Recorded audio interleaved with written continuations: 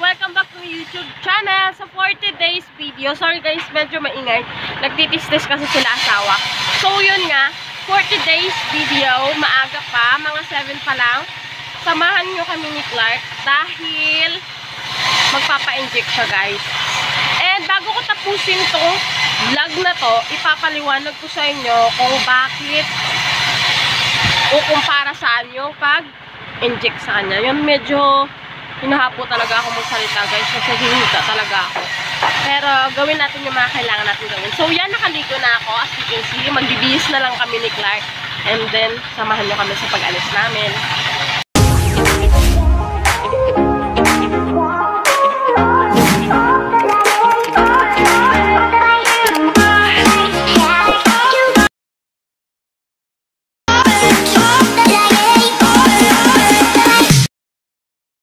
So yun, tapos na ako magbihis and si Clark naman yung aasikasuhin natin.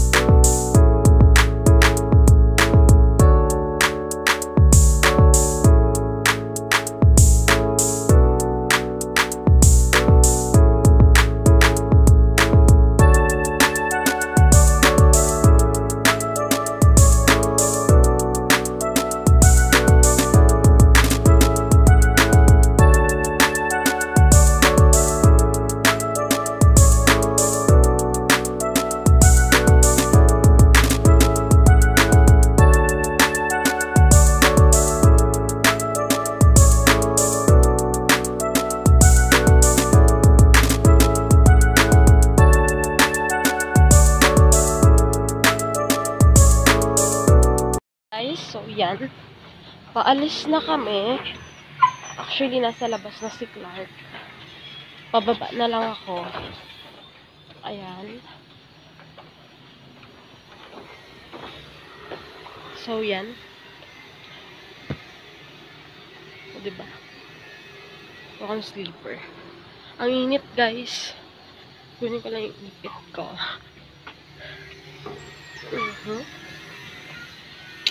So, yan. Alis na kami, guys. So, yun, guys. Nakakasakay na kami. And, cab na pala yung sinasakyan namin. Kanina, nag-tricycle kami. Dalawang sakay kasi yung papunta na Siksikan. Sabay, barangay Siksikan po siya magpapa-inject.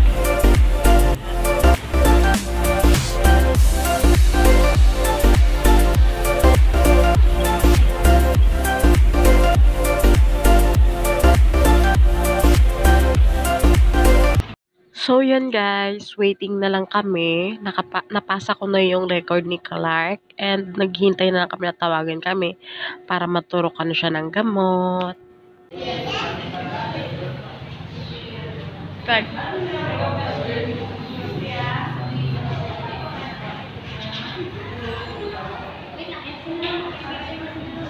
Hindi kita.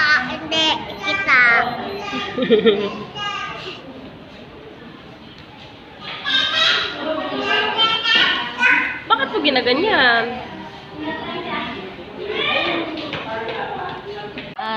So yun, nakauwi na kami ni Clark and nakalimutan ko nang mag-update sa inyo kanina. So yun, natapos na yung turok ni Clark and tulog na siya ngayon. Ipapakita ko siya sa inyo.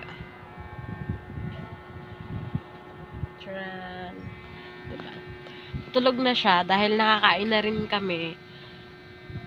Medyo ansama na talaga kasi talaga ng pakiramdam ko guys. Kaya hindi ako nag-update agad sa inyo. So, yun. Nakahiga na nga kami. Kasi gusto namin matulog. Matutulog kami. Sama talaga ng pakiramdam ko guys. Pinilit ko lang kanina bumangon ng maaga para makalakad kami. Uy. Pinilit ko lang gumising ng maaga para makalakad na kasi kailangan talaga yun. Yung lakad na yun, kailangan namin yun. Kasi yung tinutukoy kong inject ni Clark, guys, is yung immunization ba yun? Yung tawag doon. Pagpapa-immunize sa kanya. Dapat nung baby pa siya. Kaso, hindi nakapag-immunize naman siya nun. Pero, hindi siya natapos. And medyo and sad to say na medyo marami-rami pa yung magiging turok niya. Hindi yun naasikaso ni nung time na nagpapa-immunize si Clark is pandemic. Pandemic siya and sobrang bilang palaging kulang yung gamot kapag pupunta sila. Lagi silang nauubusan ng gamot. And yun nga, nakaschedule talaga yung pagturok nun. As in, kailangan mong pumunta ng 5 a.m. Diba? Sobrang aga. Kaya siguro, yun, napagod na siya pabalik-balik doon. And hindi niya na nasikaso. Ang dami na rin kasing nangyari sa buhay namin. And alam ko na medyo nakapag-update din naman ako sa inyo. Kagaya ng huling vlog ko nang in-upload kahapon. Na-explain ko doon sa inyo. Diba, nung nagbablog ako dati, may sinabi ako sa inyo na nagkaroon kami ng family problem. And, yun, isa yun siguro sa mga reason kung bakit din yun, na lumipat nga sila ng tirahan. And, sobrang hirap din kasi ng buhay, guys, ng mga time na yun. Sobrang mahal ng mga bilihin, and then, yung sahod konti. Kaya, naiintindihan ko rin kung bakit hindi niya naasikaso. But, for now, yung importante is, naasikaso na. So, yun.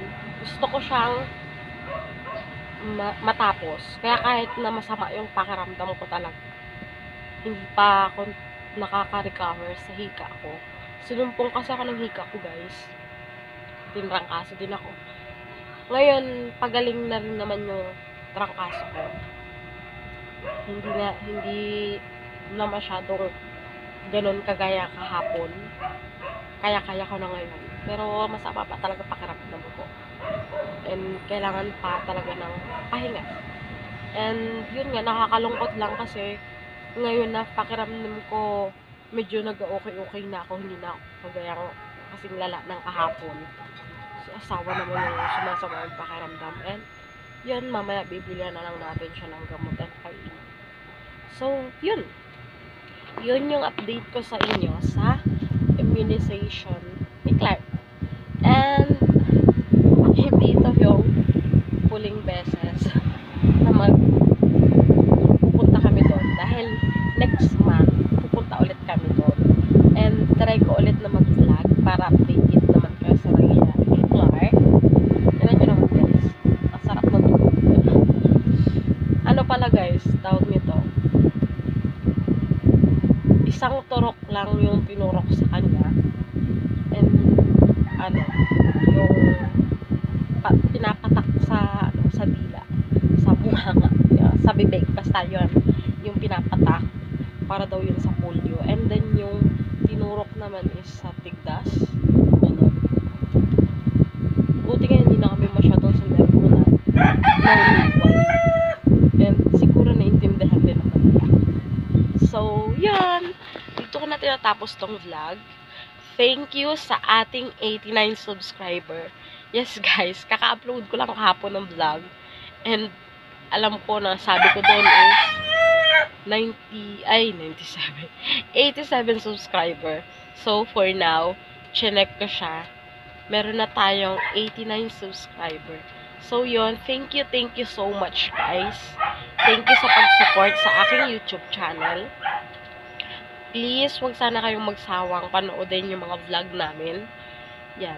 Please like, share, comment, and subscribe. And hit nyo na rin yung notification bell para palagi kayong updated sa mga susunod ko pang i-upload na videos. And, support nyo na lang yung mga social media accounts ko dito. So, yun guys. Bye! See you on my next video.